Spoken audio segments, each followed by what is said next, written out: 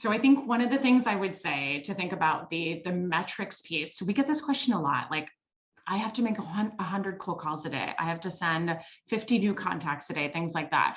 I'll go out on a limb and tell you that your leaders actually aren't going to care what volume you send out if the results that you're getting are meeting your quota. So if you've got a meeting quota of 12 meetings, let's say per week, or you've got I have to book 3 discovery calls, 2 demos, 1 opportunity a week, whatever that is, they're not going to look at the metrics as long as you're actually getting to the results. And any leader that does, right? Like we don't care how you get there. We care that you get there consistently and in a predictable way.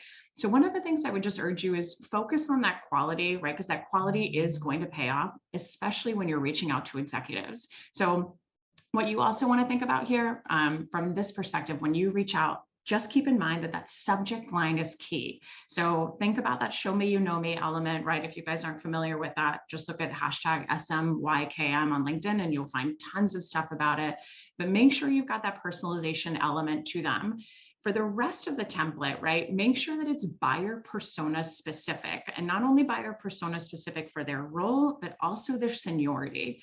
So let's say you are targeting salespeople like we do. So if you're targeting let's say, sales enablement manager, I'm going to write something very different to a sales enablement manager than I am going to write to a CRO.